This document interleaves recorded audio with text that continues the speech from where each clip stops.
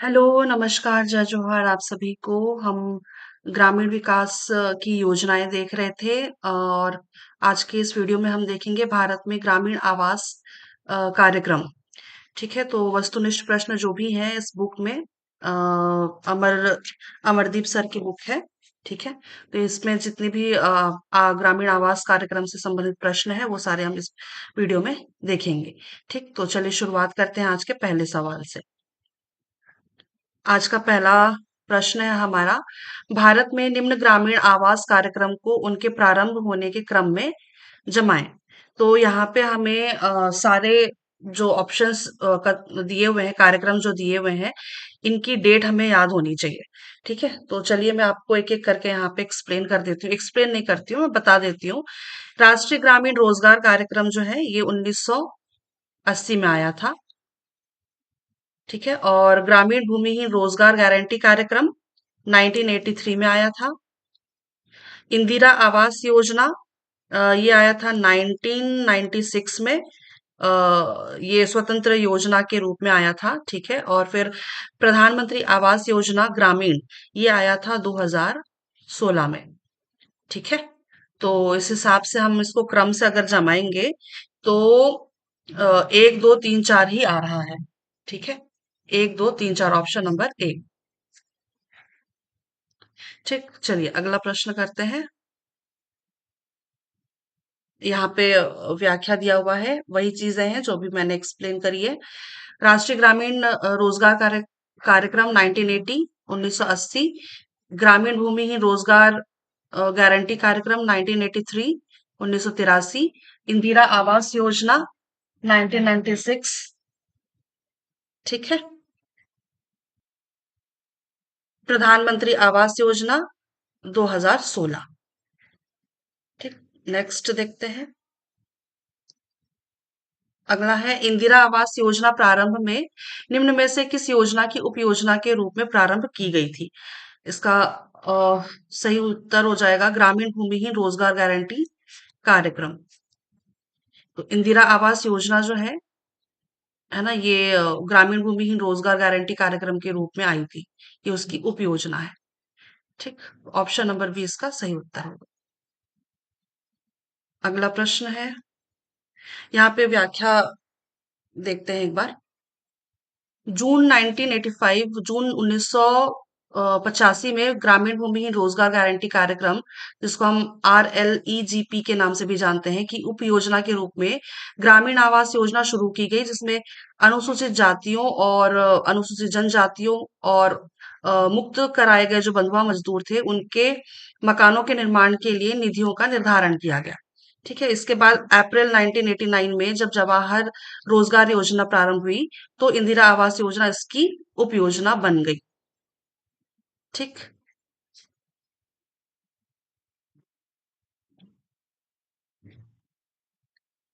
अगला है, इंदिरा आवास योजना स्वतंत्र योजना के रूप में कब प्रारंभ हुई है? इसका सही उत्तर क्या होगा? 1 जनवरी 1996। ठीक है, अगला देखते हैं।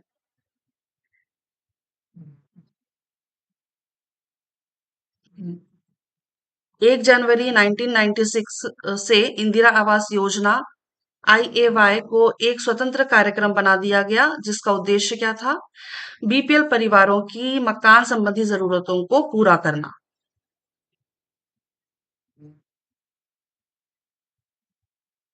अगला,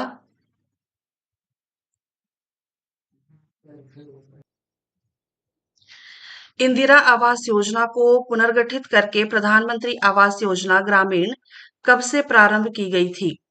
तो ये इंदिरा आवास योजना जो है इसको पुनर्गठित करके प्रधानमंत्री आवास योजना ग्रामीण, ये अभी अभी देखा हमने अप्रैल में, तो 2016 में हुई थी। इसका सही उत्तर हो जाएगा 1 अप्रैल 2016। ठीक, अप्रैल फूल के दिन फूल बना दिया। अगला देखते हैं, ग्रामीण आवास परिदृश्य में इस कमी को दूर करने तथा सरकार की इस प्रतिबद्धता को पूरा करने के लिए इंदिरा आवास योजना IAY योजना को 1 अप्रैल 2016 से प्रधानमंत्री आवास योजना ग्रामीण पीएमएवाई पीएम एवाईजी यानी कि ग्रामीण के रूप में पुनर्गठित किया गया है। ठीक है, तो ये याद रखिएगा डेट, प्रधानमंत्री आवास योजना, है ना, इसको कब से लागू किया गया, पुनर्गठित किया गया, 1 अप्रैल 2016, अप्रैल फूल के दिन। अगला है, इंदिरा आवास योजना के अंतर्गत सहायता के घटक निम्न में से कौन सा प्रावधान शामिल था? नए मकान के निर्माण के लिए सहायता, ये तो बिल्कुल शामिल था। कच्चे या जीर्ण शीर्ण मकान का उन्नयन, जो टूटे फूटे होते हैं उनका रेनोवेशन, है ना, तो ये वाला भी शामिल था। आवास स्थल का प्रावधान, ये भी शामिल था। ठीक है, तो ये तीनों के तीनों कथन जो है ये सही है। तो इसका सही उत्तर क्या हो जाएगा? एक, दो, तीन, तीनों के तीनों सही है, ऑप्शन नंबर डी। अगला है, इंदिरा आवास योजना के संबंध में से क्या सही नहीं है? क्या सही नहीं है पूछा गया है, ठीक है। तो यहाँ पे चार ऑप्शंस दिए हैं। इसका सही उत्तर क्या होगा जो सही सही नहीं है? यहाँ पे मुझे दिख रहा है, गृह निर्माण लागत को ₹75,000 से बदलकर 1.25 लाख रुपए किया गया, 1.25 लाख किया गया। तो ये वाला जो है ना, ये गलत है। ठीक है, ये वाला जो कथन है, ऑप्शन, ये वाला गलत है, क्योंकि गृह निर्माण लागत को 75,000 से बदलकर, इसमें एक तो पहली बात यहाँ पे क्लियरली शो नहीं किया है इन्होंने, है ना, कि मैदानी क्षेत्र की पहाड़ी क्षेत्र इस टाइप का, है ना, इसीलिए ये वाला जो है ना कथन, ऑप्शन, ये वाला गलत होगा। और 1.25 लाख तो है ही नहीं, है ना। यह अब प्रधानमंत्री आवास योजना के रूप से जाना जाता है, खैर ये तो सही भी है। ये मैदानी क्षेत्र के लिए 70 और फिर पहाड़ी क्षेत्र के लिए 75, ये भी सही है। हाँ, सिर्फ एक ही ऑप्शन गलत दिख रहा है। गृह निर्माण लागत को 75,000 से बदलकर 1.25 लाख रुपए किया गया है, ये गलत है। ठीक, तो ऑप्शन नंबर बी इसका सही उत्तर होगा। व्याख्या देख लेते हैं। सामान्य क्षेत्र में इंदिरा आवास योजना को 70,000 रुपए था, और प्रधानमंत्री आवास योजना ग्रामीण के लिए 1.20 लाख रुपए किया गया। ठीक है, और फिर पर्वतीय दुर्गम क्षेत्र के लिए जो अ, ऐसे क्षेत्र जो, क्या कहना चाहिए, आईएपी मतलब अ, दुर्गम क्षेत्र, हाँ समझ सकते हैं आप, है ना। तो ये 75,000 रुपए इंदिरा आवास योजना के लिए टाइम, सॉरी, 75,000 रुपए इंदिरा आवास योजना के टाइम था, और फिर उसको बदल करके कितना कर दिया गया, 1.30 लाख रुपए। ठीक, तो ये चीजें याद रखिएगा, डेटा, है ना। सामान्य क्षेत्र के लिए 70,000 था, और फिर पर्वतीय और दुर्गम क्षेत्र के लिए 75,000 रुपए था, और फिर उसका जब पुनर्गठन हुआ था प्रधानमंत्री आवास योजना ग्रामीण के रूप में, तो 70 से बदल करके 1.20 लाख, और 75,000 से बदल करके 1.30 लाख रुपए।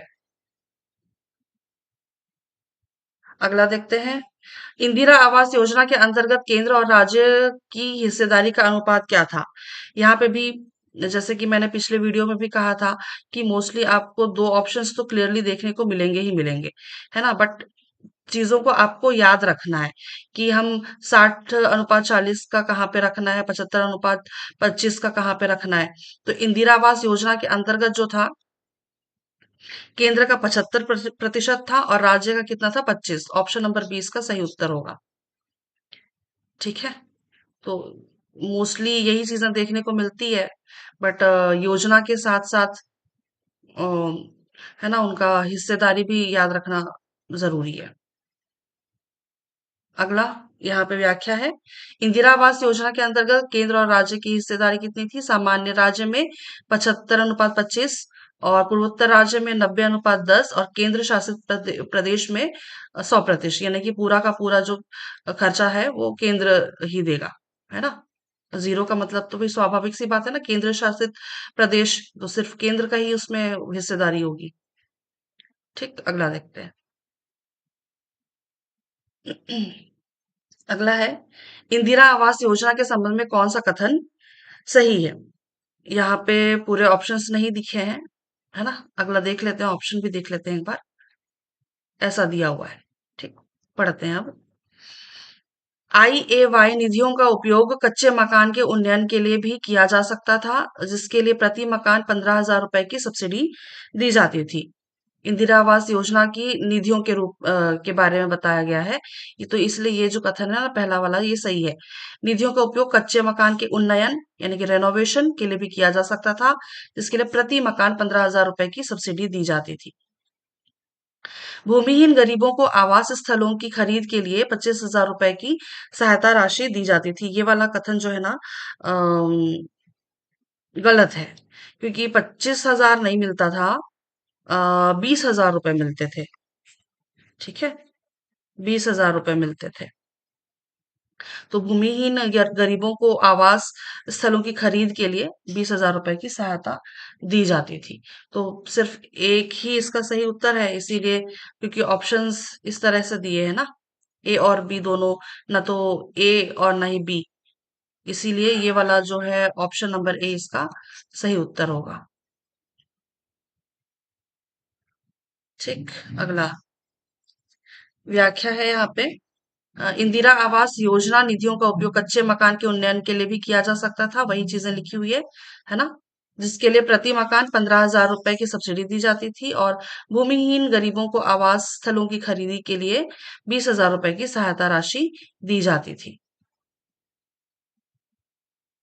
अगला है, निम्न में से कौन सा कथन सही है? इंदिरा आवास योजना के कुल लाभार्थियों में 50% लाभार्थी अनुसूचित जाति या जनजाति के होना अनिवार्य था। 50% लाभार्थी नहीं है ना? ये 60% है, याद रखिएगा। ठीक, इंदिरा आवास योजना के कुल लाभार्थियों में 60% लाभार्थी अनुसूचित जाति या जनजाति के होना अनिवार्य था। ये वाला कथन जो है गलत है। इंदिरा आवास योजना के कुल लाभार्थियों में 10% लाभार्थी अल्पसंख्यक होना चाहिए, होना अनिवार्य था। ये गलत है। यहाँ पे होना चाहिए था 15%। ठीक है, इंदिरा आवास योजना के कुल लाभार्थियों में 15% जो है वो अल्पसंख्यक होने चाहिए थे, होना अनिवार्य था। और इंदिरा आवास योजना के कुल लाभार्थियों में 5% लाभार्थी दिव्यांग होना अनिवार्य था। तो दिव्यांग जो थे, ये 5% नहीं, ये 3%। ठीक, तो ये वाला कथन भी गलत, यानी कि तीनों के तीनों कथन गलत है। हमें पूछा क्या है? कथन जो सही है। ठीक है, तो तीनों के तीनों कथन तो गलत है। ऑप्शंस देख लेते हैं। इसका सही उत्तर क्या होगा? उपर्युक्त में से कोई नहीं। यहाँ पे व्याख्या है। इंदिरा आवास योजना के कुल लाभार्थियों में वही 60% लाभार्थी अनुसूचित जाति या जनजाति के होना अनिवार्य था, और अल्पसंख्यक में 15% लाभार्थी होने थे, और 3% दिव्यांग होने थे। अगला है, इंदिरा आवास योजना के तहत आवास का निर्माण कितने वर्ग मीटर क्षेत्र में किया जाना अनिवार्य था? इसका सही उत्तर क्या होगा? 20 20 वर्ग मीटर। ठीक, ये सब फैक्चुअल डेटा है ना? ये सारी चीजें याद रखने लायक है। इंदिरा आवास योजना के तहत मकान के लिए जमीन उपलब्ध कराने की लागत किस अनुपात में केंद्र और राज्य सरकारों द्वारा वहन की जाती थी? अ, अभी थोड़ी देर पहले हमने एक प्रश्न किया था 75/25 का। वो हमने देखा था हिस्सेदारी, है ना? वित्तीय हिस्सेदारी, कि 75% केंद्र अगर हिस्सेदारी दे रही है तो राज्य का कितना होगा? 25%। और यहाँ पे पूछा है, इंदिरा आवास योजना के तहत मकान के लिए जमीन उपलब्ध कराने की लागत। ठीक है, मकान के लिए जमीन उपलब्ध कराने की लागत किस अनुपात में केंद्र और राज्य सरकारों द्वारा वहन की जाती थी? तो दोनों प्रश्नों में ना फर्क है। ठीक है, दोनों प्रश्नों में फर्क है। तो यहाँ पे याद रखिएगा, ये होगा इसका सही उत्तर 50/50। ठीक, 50 अगर केंद्र का है तो 50 किसका होगा? राज्य का। दोनों प्रश्नों में फर्क है। ठीक है, अगला देखते हैं। व्याख्या है। इंदिरा आवास योजना के तहत मकान के लिए जमीन उपलब्ध कराने की लागत 50 अनुपात 50 के अनुपात में केंद्र और राज्य सरकारों द्वारा वहन की जाती है। और इसमें नोट को याद रखिएगा, इंदिरा आवास योजना के तहत आवास आवास की लागत 75 अनुपात 25 के अनुपात में केंद्र और राज्य सरकारों द्वारा वहन की जाती है। ठीक है, यहाँ पे दोनों में फर्क भी बता दिया गया है ना, कि क्या क्या अंतर है। चलिए अगला देखते हैं, आई होप समझ में आ गया होगा।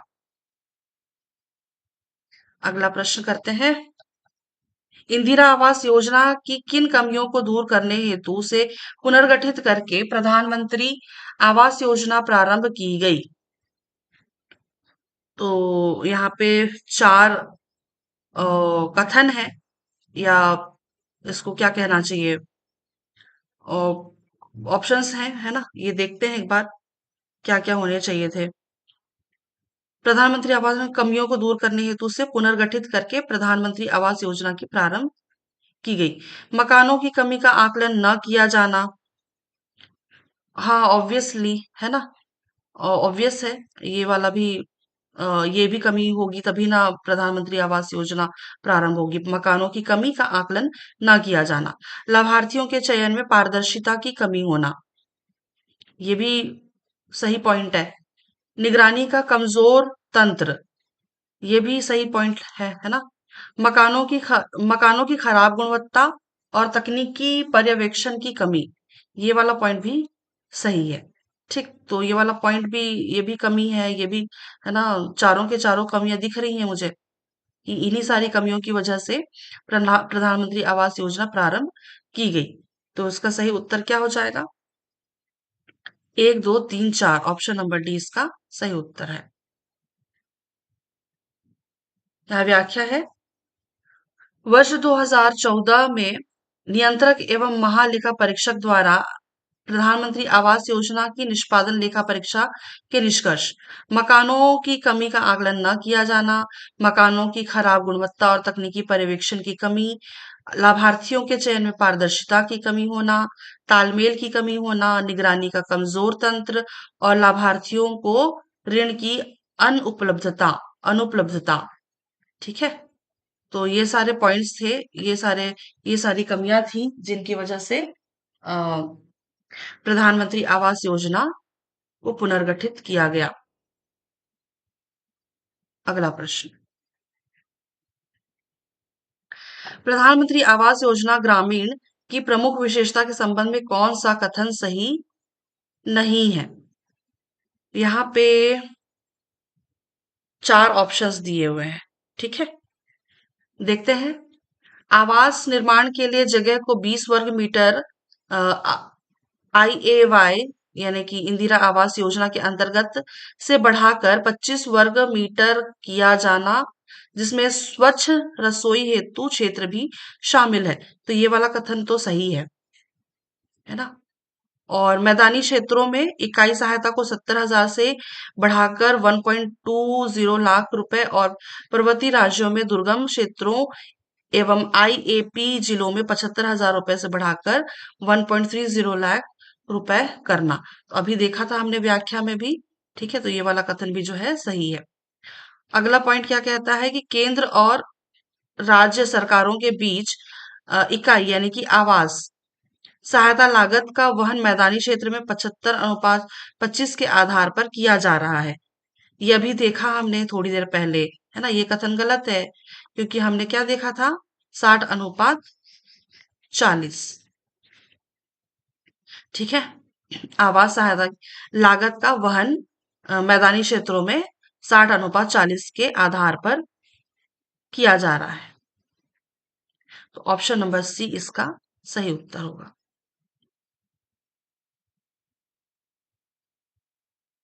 केंद्र और राज्य सरकारों के बीच इकाई यानी कि आवास सहायता लागत का वहन मैदानी क्षेत्रों में 60 अनुपात 40 के आधार पर तथा पूर्वोत्तर और 3 हिमालयी राज्यों जिसमें जम्मू कश्मीर, हिमाचल प्रदेश और उत्तराखंड में 90 अनुपात 10 के आधार पर किया जाता है। ठीक है, अगला देखते हैं।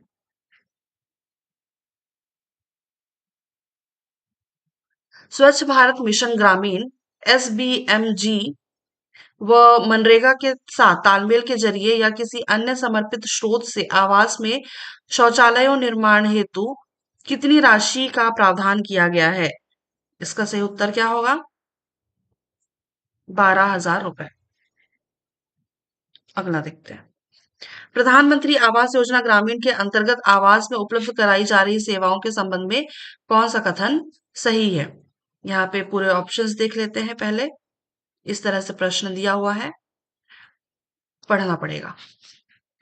विद्युत मंत्रालय की दीनदयाल उपाध्याय ग्राम ज्योति योजना डीडीयू जी जे वाई या फिर इसी को हम क्या कहते हैं, सौभाग्य योजना के तहत आवास में बिजली का कनेक्शन प्रदान किया जाता है। ये कथन बिल्कुल सही है।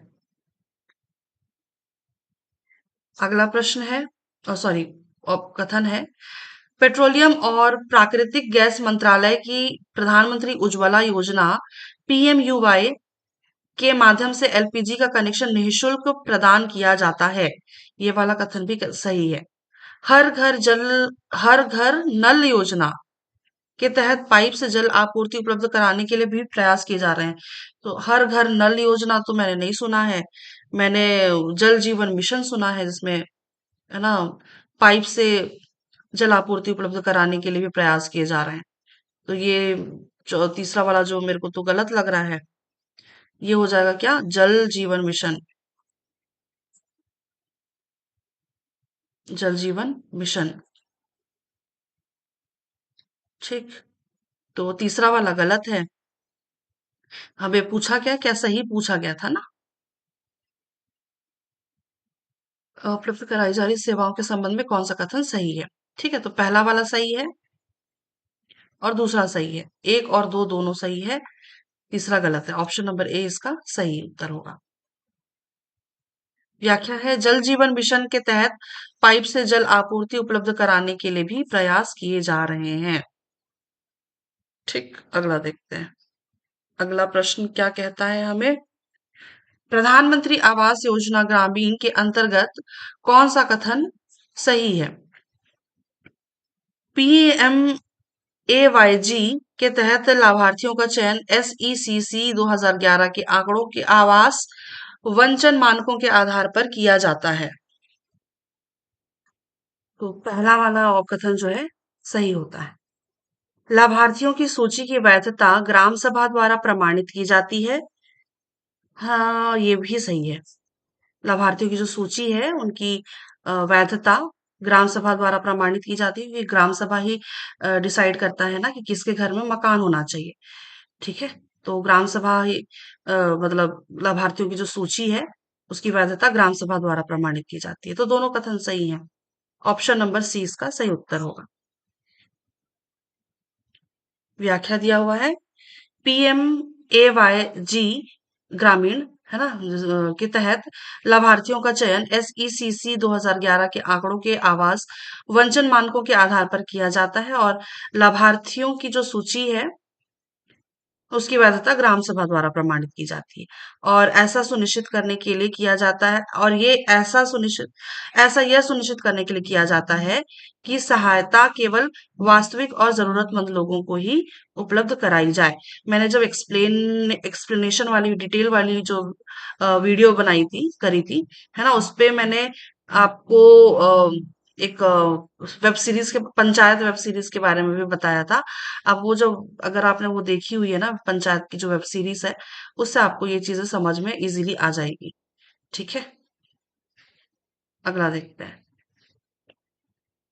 अगला प्रश्न है, प्रधानमंत्री आवास योजना ग्रामीण के अंतर्गत कौन सा कथन सही है? तो यहाँ पे पूरे ऑप्शंस नहीं है। किस तरह से दिया हुआ है, ऐसा दिया हुआ है। ठीक है, तो सारे ऑप्शंस पढ़ने पड़ेंगे, कथन पढ़ने पड़ेंगे, है ना। पीएम ए वाई जी के तहत आवास का निर्माण स्वयं लाभार्थी द्वारा किया जाएगा। आवास का निर्माण स्वयं लाभार्थी द्वारा ही किया जाता है। ऑप्शन पहला वाला कथन जो है सही है। आवास निर्माण हेतु राज्य किसी ठेकेदार को कार्य नहीं सौंपेंगे, ये कथन भी बिल्कुल सही है। आवास निर्माण स्वीकृति की तारीख 6 माह के भीतर पूरा कर लिया जाना चाहिए, ये वाला कथन गलत है, क्योंकि स्वीकृति जब मिल जाती है उस भी 6 महीने में तो पॉसिबल नहीं है ना, इसीलिए 12 माह है ये। ठीक है, ये 12 माह, 1 साल, 1 साल के भीतर पूरा कर लिया जाना चाहिए, तो तीसरा वाला कथन गलत है। पहला दूसरा सही है, ऑप्शन नंबर ए इसका सही उत्तर होगा। यहाँ पे व्याख्या है, पीएम एवाईजी प्रधानमंत्री आवास योजना ग्रामीण के तहत आवास का निर्माण स्वयं लाभार्थी द्वारा किया जाएगा, और या वह अपनी देखरेख में आवास का निर्माण कराएगा या कराएगी। ठीक है, और आवास निर्माण हेतु राज्य और संघ शासित क्षेत्र किसी ठेकेदार को कार्य नहीं सौंपेंगे, और लाभार्थी के वृद्ध अथवा अक्षम अथवा दिव्यांग होने के मामले में यदि वह स्वयं आवास निर्माण करने की स्थिति में नहीं है, तो इस प्रकार के आवास का निर्माण राजमिस्त्री के द्वारा किया जा सकता है। आवास निर्माण स्वीकृति की तारीख से 12 माह के भीतर पूरा कर लिया जाना चाहिए। वैसे मोस्टली देखा जाए कि हमारे क्षेत्र में जितनी भी ये आवास योजना जो चल रही है, तो जनरली मैंने राजमिस्त्रियों को देखा है, और मोस्टली ये भी देखा है कि वो खुद ही अपना घर बनाते हैं, है ना, क्योंकि मेरे अगल बगल में पड़ोस में बहुत सारे ऐसे मकान हैं इंदिरा आवास वाले, है ना, सॉरी मतलब पीएम आवास वाले। तो ऐसे मतलब बहुत रेयरली ऐसा होता है कि राजमिस्त्री को पकड़ते हैं, बाकी वो खुद ही करते हैं, है ना। तो चलिए फिर यहाँ पे व्याख्या इस तरह से दिया हुआ है ना। बाकी अगला देखते हैं प्रश्न क्या है। प्रधानमंत्री आवास योजना ग्रामीण के अंतर्गत पात्रता के मानदंड के विषय में क्या सही है? चलिए देखते हैं। आवासहीन परिवार सही है। बिना आश्रय वाले सभी परिवार, ये भी सही है। कच्चे घरों वाले परिवार, ये भी सही है। सामाजिक आर्थिक और जाति जनगणना SECC 2011 के अनुसार पक्के दीवार वाले 1 या 2 कमरों वाले घरों में रहने वाले परिवार, जिसके पास पक्का दीवार होगा, है ना, उसको जरूरत ही क्या है, या इसीलिए ये वाला जो कथन है गलत है। यहाँ पे पक्का नहीं होगा, यहाँ पे कच्चा होगा, है ना, कच्चे दीवार वाले 1 या 2 कमरों वाले घरों में रहने वाले परिवार। तो चौथा कथन जो है ये गलत है। ठीक, तो 1, 2, 3 इसका सही उत्तर होगा। ऑप्शन नंबर सी इसका सही उत्तर है। व्याख्या है, मानदंड, है ना, वही मानदंड है। आवासहीन परिवार, बिना आश्रय वाले सभी परिवार, कच्चे घरों वाले परिवार, सामाजिक आर्थिक और जाति जनगणना SECC 2011 के अनुसार कच्ची दीवारों और कच्ची छत वाले घरों, या शून्य या 1 या 2 कमरों वाले घरों में रहने वाले परिवार। ठीक है, अगला प्रश्न क्या कहता है हमें। प्रधानमंत्री आवास योजना ग्रामीण के अंतर्गत निम्न में से किस श्रेणी के लोग स्वचालित रूप से लाभार्थियों की सूची में शामिल हो जाते हैं? स्वचालित मतलब ऑटोमेटिकली, है ना। निराश्रित परिवार या भिक्षा पर जीवन यापन करने वाले परिवार, ये बिल्कुल सही है। महिला ढोने वाले, भी सही है। विधवा महिला वाले परिवार नहीं है। आदिम जाति जनजाति समूह, ये शामिल है। कानूनी तौर पर रिहा किए गए बंधुआ मजदूर, ये भी शामिल है ना। तो ये विधवा महिला वाले परिवार जो है ना, ये इसमें शामिल नहीं होंगे। ठीक, तो 1, 2, 4, 5, 1, 2, 4, 5, ऑप्शन नंबर बी इसका सही उत्तर होगा। यहाँ पे वही चीजें लिखी हुई है व्याख्या में भी, है ना। जो निराश्रित परिवार या भिक्षा पर जीवन यापन करने वाले परिवार हैं, वो ऑटोमेटिकली इसी योजना के उसमें शामिल हो जाते हैं। मै, मैनुअल मैना मैनुअल मैला मैनुअल क्या होता है? मैला ढोने वाले, है ना। और आदिम जनजातीय समूह और कानूनी तौर पर रिहा किए गए बंधुआ मजदूर, ये शामिल होते हैं। ये मैनुअल क्या है, इसमें मैनुअल मैला ढोने वाले क्या होता है? ठीक, अगला देखते हैं।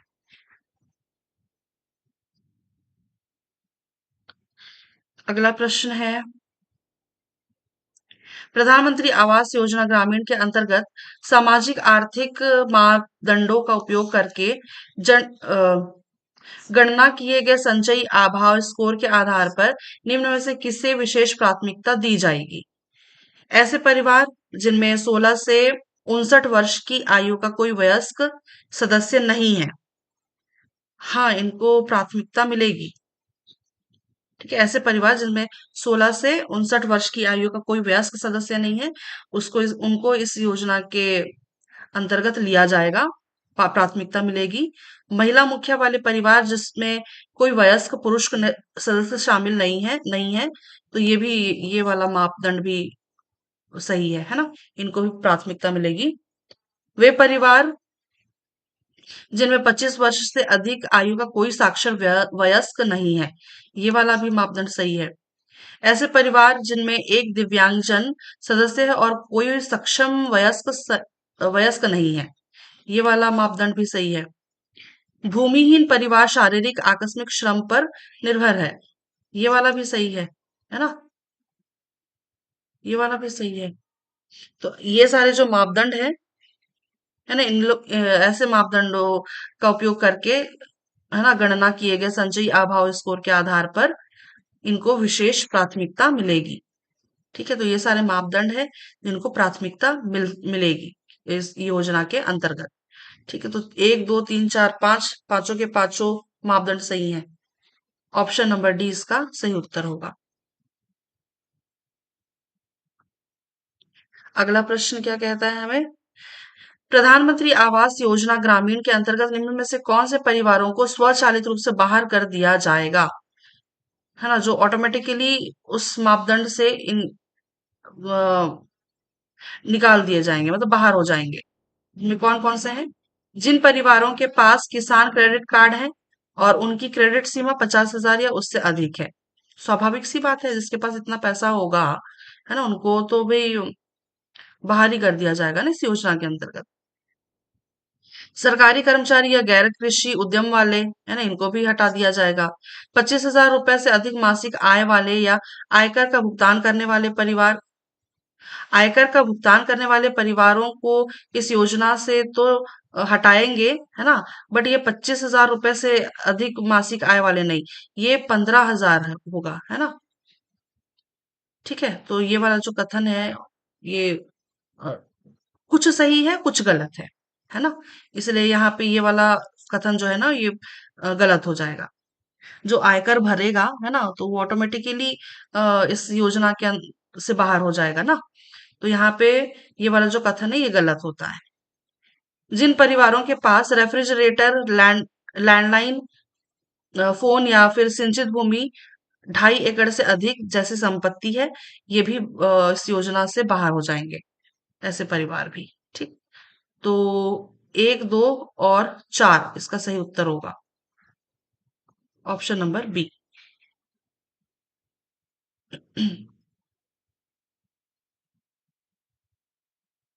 यहाँ पे व्याख्या दिया हुआ है। इस योजना से मतलब जो ऑटोमेटिकली इस योजना से बाहर हो जाते हैं ऐसे परिवारों के बारे में, है ना, उनके बारे में यहाँ पे दिया हुआ है। 50,000 रुपए या इससे अधिक ऋण सीमा वाले किसान क्रेडिट कार्ड, वे परिवार जिनका कोई सदस्य सरकारी कर्मचारी हो, सरकार के पास पंजीकृत गैर कृषि उद्यम वाले परिवार, और वे परिवार जिनका कोई सदस्य 15,000 से अधिक प्रति माह कमा रहा हो, और आयकर देने वाले परिवार, व्यवसाय करने वाले परिवार, और वे परिवार जिसके पास रेफ्रिजरेटर हो, वे परिवार जिसके पास लैंडलाइन फोन हो, वे परिवार जिनके पास 2.5 एकड़ या इससे अधिक सिंचित भूमि हो या कम से कम एक सिंचाई उपकरण हो। तो ऐसे परिवार हैं जो ऑटोमेटिकली इस योजना से बाहर हो जाते हैं। ठीक है, अगला देखते हैं हम। अगला प्रश्न क्या कहता है? प्रधानमंत्री आवास योजना ग्रामीण के अंतर्गत कौन सा कथन सही है? इसमें यहाँ पे पूरे प्रश्न नहीं दिए हैं आई थिंक। अगला इस तरह से दिया हुआ है। ये चौथा कथन है और ऐसा प्रश्न बना हुआ है। देखते हैं।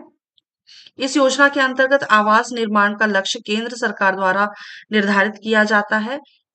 बिल्कुल किया जाता है, केंद्र सरकार द्वारा ही निर्धारित किया जाता है। प्रधानमंत्री आवास योजना है, मुख्यमंत्री आवास योजना नहीं है ये। है ना? प्रधानमंत्री आवास योजना थोड़ा-थोड़ा सा ना लॉजिक लगा करके हम क्वेश्चन को सॉल्व करेंगे, है ना? प्रधानमंत्री आवास योजना ग्रामीण के बारे में बताया गया है, तो स्वाभाविक सी बात है। इस योजना के अंतर्गत आवास निर्माण का जो लक्ष्य है, ये केंद्र सरकार द्वारा निर्धारित किया जाता है। यह योजना एससी एसटी परिवारों के लिए न्यूनतम 60% लक्ष्य आरक्षित करती है। ये बिल्कुल सही है। और इस योजना के लक्ष्य का 3% अलग अलग दिव्यांग लाभार्थियों के लिए आरक्षित है। यहाँ पे 3% नहीं होगा, यहाँ पे 5% होगा। ठीक है, 5% दिव्यांग लाभार्थियों के लिए आरक्षित है। अगला है राष्ट्रीय स्तर पर कुल धनराशि का 10% अल्पसंख्यक परिवारों के लिए निर्धारित किया जाएगा। यहाँ पे ये 10% नहीं होगा, है ना? यहाँ पे 15% होगा। ठीक है, तो तीसरा कथन गलत है और चौथा कथन गलत है ना? तो एक और दो ही सही है। ऑप्शन नंबर बी इसका सही उत्तर होगा। व्याख्या है, इस योजना का लक्ष्य 5% अलग अलग दिव्यांग लाभार्थियों के लिए आरक्षित है और राष्ट्रीय स्तर पर कुल धनराशि का 15% अल्पसंख्यक परिवारों के लिए निर्धारित किया गया है। अगला प्रश्न, प्रधानमंत्री आवास योजना ग्रामीण के अंतर्गत निम्न में से कौन सा कथन सही है? पात्र लाभार्थियों को उनके पक्के मकान के निर्माण के लिए 3% ब्याज दर पर 70,000 तक का ऋण उपलब्ध कराया जाता है। ये बिल्कुल सही है। 3% ब्याज दर पर 70,000 रुपए तक का ऋण मिलता है। इकाई सहायता के अलावा मनरेगा के तहत सामान्य क्षेत्र में 90 श्रम दिवस व पहाड़ी या दुर्गम क्षेत्र में 95 श्रम दिवस की अकुशल मजदूरी का प्रावधान है। यह राशि लगभग 18,000 रुपए होती है। ये कथन भी बिल्कुल सही है। आप नॉर्मली अगर देखते हैं, है ना, मनरेगा अगर आप मैंने मनरेगा की भी वीडियोस बनाई हुई है ना? मनरेगा में हमने पढ़ा भी है कि सामान्य क्षेत्र में 90 दिनों का श्रम दिवस हो, मतलब 90 दिनों का श्रम दिवस होगा और पहाड़ी और दुर्गम क्षेत्र में 95 श्रम दिवस। ठीक है, तो और ये जो राशि लगभग कितनी होगी? 18,000 रुपए। कथन बिल्कुल सही है। तो दोनों सही है, तो ऑप्शन नंबर सी इसका सही उत्तर होगा। अगला देखते हैं, प्रधानमंत्री आवास योजना ग्रामीण के अंतर्गत निम्न में से कौन सा कथन सही है? यहाँ पे भी देख लेते हैं एक बार किस तरह से प्रश्न बना है ना? ये इस तरह से ऑप्शंस दिए हुए हैं, देखते हैं। पारदर्शिता और दक्षता सुनिश्चित करने के लिए पीएमएवाईजी के तहत सभी भुगतान इलेक्ट्रॉनिक रूप से किए जाते हैं। ये बिल्कुल सही है। पारदर्शिता, ट्रांसपेरेंसी होनी चाहिए, है ना? तो इसलिए जो भी भुगतान होता है वो इलेक्ट्रॉनिक रूप से डिजिटली किया जाता है। भुगतान सीधे लाभार्थियों के बैंक खातों या डाकघर खातों में स्थानांतरित किया जाता है। ये कथन भी सही है। योजना की निगरानी एमआईएस आवास सॉफ्ट तथा आवास ऐप मोबाइल एप्लीकेशन का उपयोग करके एंड्रॉइड एंड्रॉइड ई प्रशासन मॉडल के माध्यम से की जाती है। ये कथन भी बिल्कुल सही है। योजना की निगरानी जो है वो एमआईएस आवास सॉफ्ट तथा आवास ऐप मोबाइल एप्लीकेशन का उपयोग करके एंड एंड्रॉइड मैंने बोला था क्या?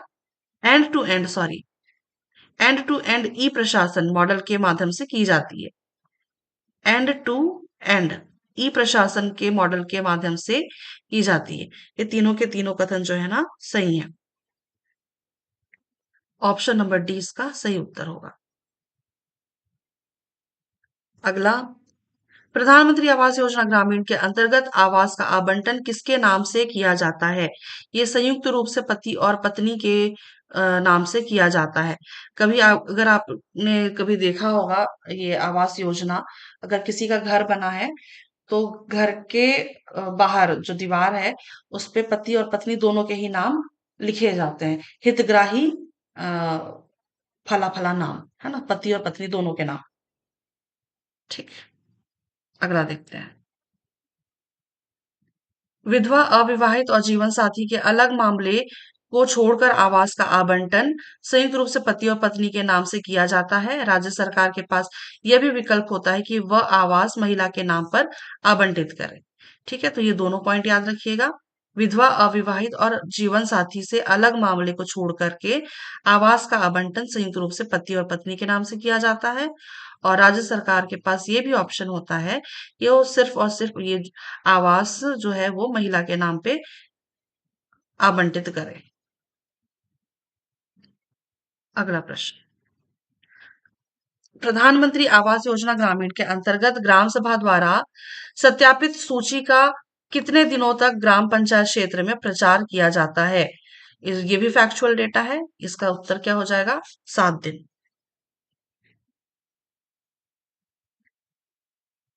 यहाँ पे दिया हुआ है व्याख्या। सत्यापन के बाद ये जो सूचियां हैं, ग्राम सभा द्वारा उपलब्ध कराए जाने के बाद ब्लॉक विकास अधिकारी यह सुनिश्चित करेगा कि इन सूचियों का कम से कम 7 दिनों की अवधि में ग्राम पंचायत में एक व्यापक प्रचार प्रसार किया जाए। इसके अतिरिक्त यह सुनिश्चित करना भी उसी अधिकारी का दायित्व होगा कि विधिवत प्रक्रिया के पूर्ण होने के पश्चात ग्राम सभा द्वारा सत्यापित सूची को आवास सॉफ्ट पर दर्ज किया जाए। ठीक है, तो ये पॉइंट्स हैं कुछ याद रखने लायक। ठीक है,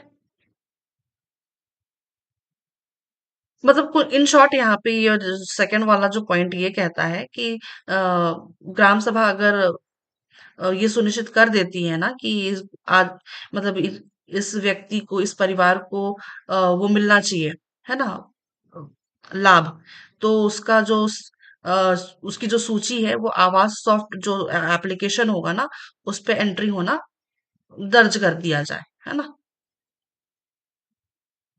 अगला देखते हैं, प्रधानमंत्री आवास योजना ग्रामीण के अंतर्गत ग्राम सभा द्वारा सत्यापित सूची के विरुद्ध प्राप्त शिकायतों का निपटारा किसके द्वारा किया जाता है?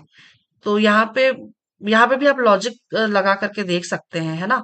यहाँ पे भी इसका सही उत्तर क्या हो जाएगा? अपीली समिति। भाई हम अपीली समिति को ही, मतलब जो अपीली समिति क्या होता है, जिनके पास हम अपील कर सकते हैं, है ना। मतलब ये ऐसी ऐसी हमारी शिकायत है, इसका आप निपटारा कीजिए। कलेक्टर के पास तो जाएंगे नहीं शिकायत लेकर के, ब्लॉक विकास समिति के पास भी जाएंगे नहीं, राज्य सरकार के पास भी जाएंगे नहीं। एक अपीली समिति ही है जो शिकायतों का निपटारा करती है ना। तो ग्राम सभा द्वारा सत्यापित सूची के विरुद्ध प्राप्त शिकायतों का निपटारा करने के लिए हम किसके पास जाएंगे? अपीली समिति के पास जाएंगे। अगला व्याख्या यहाँ पे दिया हुआ है, जिला सरकार जो हाँ जिला सरकार जिला स्तर पर 3 सदस्यों की अपीली समिति गठित करेगी। इस समिति की अध्यक्षता जिला मजिस्ट्रेट या कलेक्टर या नामिती उसके नामिती कर सकते हैं। यहाँ पे कुछ थोड़ा सा गड़बड़ लग रहा है मुझे। कलेक्टर या उसके नामिती कर सकते हैं और इस समिति में एक अन्य अधिकारी एवं कम से कम एक गैर सरकारी सदस्य शामिल हो सकते हैं। मतलब यहाँ पे मेरे हिसाब से ये कहना चाह रहा है ये पॉइंट कि इस समिति की अध्यक्षता जो है वो जिला मजिस्ट्रेट या कलेक्टर या उसके द्वारा जो नामित है ना, इनके द्वारा नामित, यानी कि मजिस्ट्रेट और या फिर कलेक्टर के द्वारा नामित कोई सदस्य, है ना, नामिती मतलब अ, नामिती कर सकते हैं और इस समिति में एक अन्य अधिकारी एवं कम से कम एक गैर सरकारी सदस्य जो है ये शामिल हो सकते हैं। अपील समिति अपीली समिति प्राथमिकता सूची से हटाए जाने या वरीयता क्रम में बदलाव के विरुद्ध रिपोर्ट में की गई शिकायतों पर विचार करेगी और निर्धारित समय सीमा में शिकायत का निपटान करेगी। ठीक है, और फिर अपीली समिति द्वारा ग्राम पंचायत के सभी मामलों को निपटाए जाने के पश्चात प्रत्येक परिवार को एक विशिष्ट वरीयता देते हुए प्रत्येक श्रेणी की ग्राम पंचायत वार अंतिम स्थायी प्रतीक्षा सूची प्रकाशित की जाएगी। अगर निपटारा नहीं होता है ना, मतलब एक तो पहली बात तो जो भी शिकायत आएगी उनको टाइम टू टाइम उसका निपटारा हो जाना चाहिए शिकायतों का, है ना, एक निर्धारित समय सीमा पर।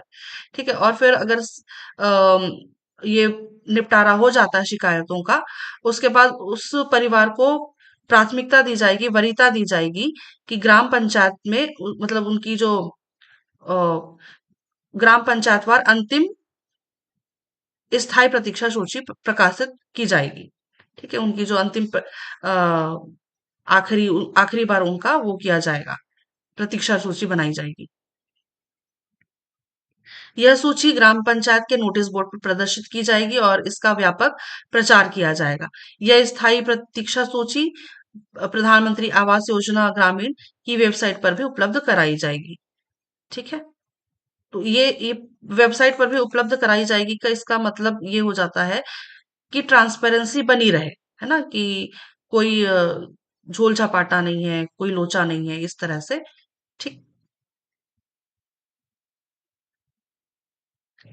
अगला है, प्रधानमंत्री आवास योजना ग्रामीण के तहत छत्तीसगढ़ राज्य में वित्तीय वर्ष 2016-17 से वित्तीय वर्ष 2024-25 में, यानी कि सितंबर तक का डेटा है ये, है ना, कितने आवास निर्माण का लक्ष्य रखा गया है। ये सब कुछ अभी जो इतने जो प्रश्न है अगले, ये सारे अभी आंकड़ों वाले हैं, है ना, डेटा वाले प्रश्न आ रहे हैं। इसका सही उत्तर क्या हो जाएगा? 20,23,073, 20,23,073, ऑप्शन नंबर बी इसका सही उत्तर है। ठीक, अगला देखते हैं। 20,23,073, यहाँ पे व्याख्या भी दिया हुआ है। 2016-17 से वित्तीय वर्ष 2024-25 सितंबर तक का डेटा है ये। आवास निर्माण का लक्ष्य रखा गया था 20,23,073, आवास निर्माण की स्वीकृति मिली थी 17,29,586, और पूर्ण आवास निर्माण की संख्या कितनी है? 10,96,659, और निर्माणाधीन आवास जो बन रहे हैं 5,52,943। ठीक है, ये रिसेंट वाला डेटा है, याद रखिएगा। अगला, प्रधानमंत्री आवास योजना ग्रामीण के तहत वित्तीय वर्ष 2024-25 में छत्तीसगढ़ राज्य में कितने आवास निर्माण का लक्ष्य रखा गया है? अभी अभी देखा हमने, आ, कितना देखा था? इसमें नहीं देखा है जी। आवास निर्माण का लक्ष्य 2000, अच्छा ये 2016-17 से 2024-25 तक ना, और हमें पूछा क्या गया है? 2024-25 में छत्तीसगढ़ राज्य में, ठीक, छत्तीसगढ़ राज्य में कितने आवास निर्माण का लक्ष्य रखा गया है? तो याद रखिएगा, इसका सही उत्तर क्या हो जाएगा? 8,46,931। व्याख्या देख लेते हैं। यहाँ पे वित्तीय वर्ष 2024-25 आवास निर्माण का लक्ष्य 8,46,931, आवास निर्माण की स्वीकृति 5,53,444। ये भी रिसेंट का डेटा है, याद रखिएगा। अगला, प्रधानमंत्री जनजातीय आदिवासी न्याय महाअभियान जिसको हम पीएम जनमन कहते हैं, कब प्रारंभ हुआ था? ये ऑप्शंस थोड़े से गड़बड़ है ना? ये ऑप्शंस थोड़े से गड़बड़ हैं, क्योंकि प्रधानमंत्री जनजाति आदिवासी न्याय महाअभियान जिसको हम पीएम जनमन कहते हैं, ये शुरू हुआ था 15 नवंबर 2023। यहाँ पे कुछ और होना चाहिए था, है ना, ऐसे ऑप्शंस थोड़े से गड़बड़ है ना। इसका सही उत्तर क्या होगा? मतलब वैसे उसमें तो दिया हुआ है, ऑप्शन नंबर 20 का सही उत्तर बता रहा है ना, लेकिन 2013 में नहीं है, यहाँ पे 2023 होना चाहिए था ऐसा। ठीक है, और यहाँ पे ऑप्शंस इस तरह से दिए हुए हैं। ठीक, तो ये इसका सही उत्तर क्या होगा? 15 नवंबर 2023। पीएम जनमन को 15 नवंबर 2023 को लॉन्च किया गया था, और इस दिन को जनजातीय गौरव दिवस के रूप में भी मनाया जाता है। हमने अभी लास्ट जनजातीय गौरव दिवस के रूप में 15 नवंबर 2000 ये मतलब वो किया था, हमने मनाया था। तो हमने न्यूज़पेपर वगैरह में उनका क्या नाम, हमारे जो स्वतंत्रता सेनानी हुआ करते थे, उनके बहुत सारे फोटोज, मतलब न्यूज़पेपर में, है ना, क्या नाम याद नहीं आ रहा है मुझे। शहीद वीर नारायण सिंह, वीर नारायण सिंह और गेन सिंह, इन सब की फोटोज लगी हुई थी, है ना। पेपर वगैरह में बहुत छपा था। ठीक, तो जनजाति गौरव दिवस के रूप में भी मनाया जाता है। और हाँ, इनका क्या नाम, अ, याद नहीं आ रहा है मुझे, क्या, अरे चलिए ठीक है, अब याद नहीं आ रहा है मुझे, है ना। वो झारखंड के क्या नेता थे जी, याद नहीं आ रहा है मुझे। माझी, नहीं, क्या तो नाम था उनका, याद नहीं आ रहा है, चलिए छोड़िए। ठीक है, जनजाति गौरव दिवस के रूप में मनाया जाता है, ये याद रखिएगा। पीएम जनमन को 15 नवंबर 2023 को ये लॉन्च किया गया था। ठीक है, यह पहल भारत के 2022-23 के केंद्रीय बजट में घोषित प्रधानमंत्री पीवीटीजी विकास मिशन को आगे बढ़ाती है। ठीक है, अगला देखते हैं। प्रधानमंत्री जनजातीय आदिवासी न्याय महाअभियान पीएम जनमन के संबंध में कौन सा कथन सही है, देखते हैं। इस योजना का उद्देश्य व्यापक विकास हस्तक्षेप प्रदान करके विशेष रूप से कमजोर जनजातीय समूहों, जिनको हम पीवीटीजी के कहते हैं, की सामाजिक आर्थिक स्थिति को बेहतर बनाना है। ये कथन सही है। इस योजना का लक्ष्य 18 राज्यों, एक केंद्र शासित प्रदेश, अंडमान और निकोबार निकोबार द्वीप समूह के 75 पीवीटीजी समुदायों को लाभार्थी बनाना है। ये कथन भी बिल्कुल सही है। ठीक है, तो दोनों के दोनों कथन सही हैं, ए और बी दोनों। ऑप्शन नंबर सी इसका सही उत्तर होगा। अगला प्रश्न है, प्रधानमंत्री जनजाति आदिवासी न्याय महाअभियान पीएम जनमन के अंतर्गत छत्तीसगढ़ राज्य की विशेष पिछड़ी जनजाति के सदस्यों को पक्के आवास निर्माण हेतु प्रति आवास कितनी राशि दी जाती है? इसका उत्तर क्या होगा? 2 लाख रुपए। ठीक, व्याख्या है, प्रधानमंत्री जनजाति आदिवासी न्याय अभियान अंतर्गत प्रदेश के 18 जिलों में विशेष पिछड़ी जनजाति समूह पीवीटीजीज के परिवारों को 100% लाभ दिए जाने हेतु प्रधानमंत्री जनजाति आदिवासी न्याय अभियान योजना के तहत 2 लाख रुपए प्रति इकाई लागत के पक्के आवास की सुविधा उपलब्ध कराई जा रही है। ठीक है, अगला देखते हैं। अगला प्रश्न क्या कहता है, पीएम जनमन योजना के तहत नवंबर 2023 से सितंबर 2024 तक कितने परिवारों को आवास स्वीकृत किए गए हैं? तो यहाँ पे पूछा गया है स्वीकृत, है ना। तो 24,278 इसका सही उत्तर होगा। 24,278। अगला व्याख्या है, योजना के अंतर्गत आदिम जाति विभाग द्वारा चिन्हांकित 42,326 परिवारों में से 24,278 परिवारों के आवास की स्वीकृति की जा चुकी है, जिसमें 1,638 आवास पूर्ण हो किए जा चुके हैं और 20,136 परिवारों के आवास निर्माणाधीन है। नवंबर 2023 से सितंबर 2024 तक का डेटा है ये। ठीक, आई थिंक मैंने ये वाले डेटा वाले पार्ट भी मैंने वीडियो करी हुई है डिटेल में, है ना। तो अगर नहीं भी अगर या देखा है आपने, तो यहाँ पे तो व्याख्या दिया ही हुआ है ना, याद रख सकते हैं आप। चलिए अगला देखते हैं। मुख्यमंत्री आवास योजना ग्रामीण के विषय में कौन सा कथन सही है? अब यहाँ से सवाल है मुख्यमंत्री वाले। ठीक है, मुख्यमंत्री आवास योजना ग्रामीण, छत्तीसगढ़ में मुख्यमंत्री आवास योजना ग्रामीण 25 सितंबर 2024 से प्रारंभ की गई थी। 2024 तो मुझे नहीं लग रहा है, क्योंकि 24 तो अभी अभी बीता है ना। तो सितंबर में तो ऐसी कोई योजना नहीं आई थी मेरे हिसाब से, है ना। तो ये जो यहाँ पे 25 सितंबर 2023 होगा, 25 सितंबर 2023। पहला वाला जो कथन है ना, ये गलत होता है। यह पूर्णतः राज्य पोषित परियोजना है, बिल्कुल। मुख्यमंत्री आवास योजना ग्रामीण का मुख्य उद्देश्य सामाजिक आर्थिक सर्वेक्षण 2023 में पाए गए 47,090 आवासीन परिवारों को पक्के आवास की सुविधा से लाभान्वित किया जाना है।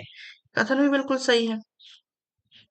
ठीक है, सिर्फ यही गलत है, ये 25 सितंबर 2023 को शुरू की गई थी। ठीक है, तो पहला वाला गलत है, 2 और 3 इसका सही उत्तर होगा। ऑप्शन नंबर सी में दिख रहा है। अगला देखते हैं। यहाँ व्याख्या भी दिया हुआ है। छत्तीसगढ़ में मुख्यमंत्री आवास योजना ग्रामीण 25 सितंबर 2023 से प्रारंभ की गई है। अगला प्रश्न क्या कहता है? मुख्यमंत्री आवास योजना ग्रामीण के संबंध में कौन सा कथन सही है? योजना के अंतर्गत सामान्य एवं मैदानी क्षेत्रों के हितग्राहियों के आवास निर्माण के लिए राशि 1.20 लाख प्रावधानित है। ये कथन भी बिल्कुल सही है, ये है ना। और योजना अंतर्गत पर्वतीय राज्यों, दुर्गम क्षेत्रों एवं आईएपी जिलों के हितग्राहियों के आवास निर्माण के लिए राशि जो है वो 1.30 लाख प्रावधानित है। ये भी हमने पढ़ा है। ठीक है, तो दोनों के दोनों कथन सही है। ऑप्शन नंबर सी में दिख रहा है, 1 और 2 दोनों। अगला देखते हैं। अगला प्रश्न है, मुख्यमंत्री आवास योजना ग्रामीण के अंतर्गत सितंबर 2023 से सितंबर 2024 तक कितने आवास निर्माण की स्वीकृति दी जा चुकी है? सितंबर 2023 से सितंबर 2024 तक पूरे एक साल में कितने आवास की स्वीकृति दी जा चुकी है? याद रखिएगा, 38,225। 38,225। व्याख्या है यहाँ पे। आवास निर्माण का लक्ष्य रखा गया था 47,090। हाँ, 47,090। और स्वीकृत आवास की संख्या कितनी है? अड़ता अड़ 38 क्या बोलेंगे इसको? 38,38,225। ठीक, 38,225। ये दोनों के दोनों जो है पॉइंट है, डेटा है, याद रखिएगा। ठीक है, तो कितने प्रश्न हो गए इस हमारे? 36 प्रश्न थे इस बुक में, आवास योजना से संबंधित। ठीक है, तो यहाँ पे प्रश्न हमारे सारे समाप्त हो गए हैं। हम नेक्स्ट वीडियो में सड़कों के बारे में देखेंगे, ग्रामीण सड़क से संबंधित योजनाएं। ठीक है, तो आई होप इस वीडियो से आपको थोड़ी बहुत मदद मिली होगी, डेटा से भी थोड़ी बहुत मदद मिली होगी। और मैं मिलती हूँ आपसे फिर नेक्स्ट वीडियो में। तब तक के लिए आप सभी को धन्यवाद, शुक्रिया और आभार।